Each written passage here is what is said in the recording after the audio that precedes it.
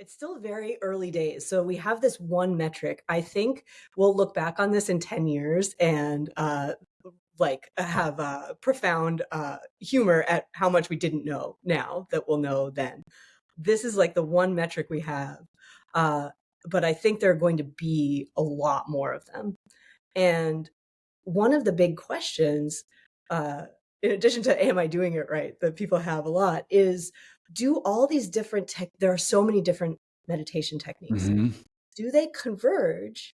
Are they different paths up the same mountain? Or by choosing a technique, are you actually choosing your mountain that you're going to climb and you're going to end up in different places with different ones? And we don't know the answer to that yet. You know, in the early Buddhist model, in Theravada model, there is this sort of like punctuated equilibrium model of enlightenment where you have the four path model of enlightenment.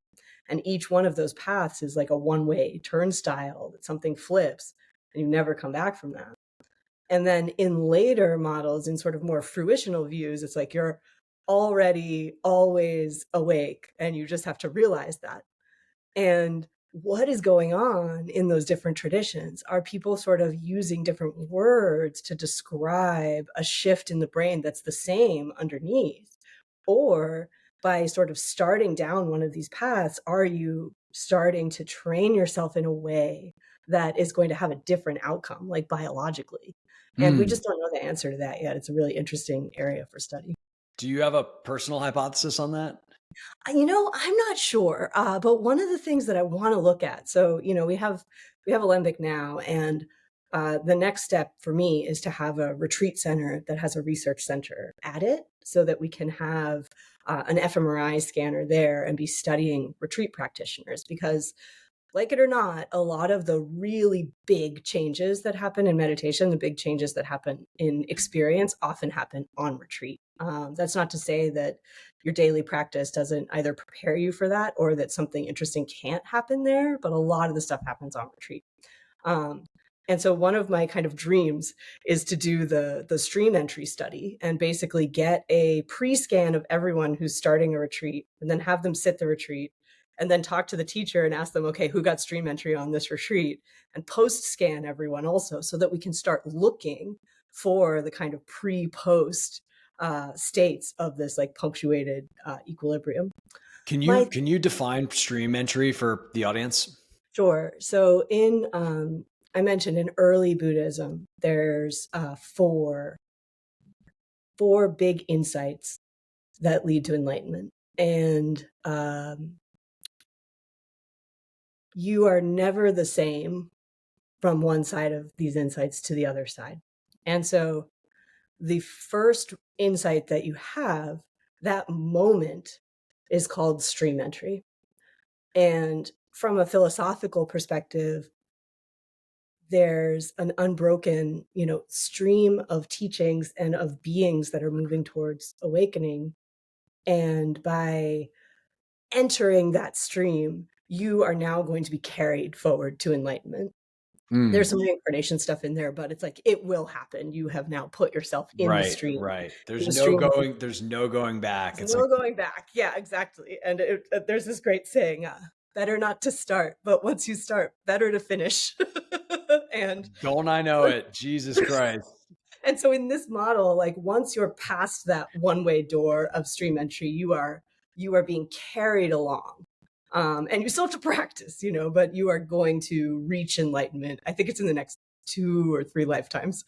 Uh, and then there's a once returner, a non-returner, and an arahat. Those are the next three insights.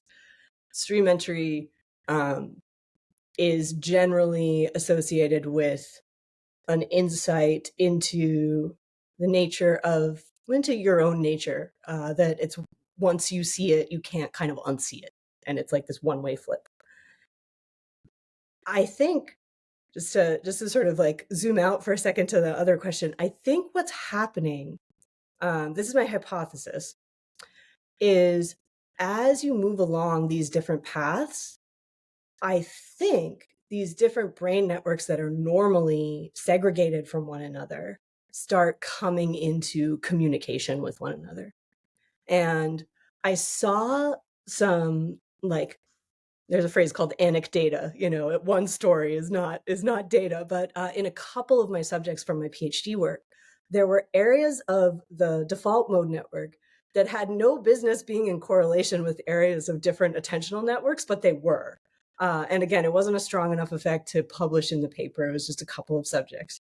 But I think what might be happening when people say things like they had a non-dual experience and they say like, I became one with everything, I think what they're talking about there is the default mode network wiring up with the parts of the brain that normally do sensory perception of the world. And so you are getting kind of processed as yet another piece of information in the sensorium, like no different from that tree over there, or this flower, or this thought, or this memory. Like all of it is just, I mean, there's so many different ways to say it. One is just data in the sensorium, and another is like the, divine expression writing on its own canvas, and you can pick where you want to be on that spectrum. Yeah. Very cool. Thank you for checking out this clip. If you want to see the full episode, you can do so by going up here. I hope you have a wonderful day.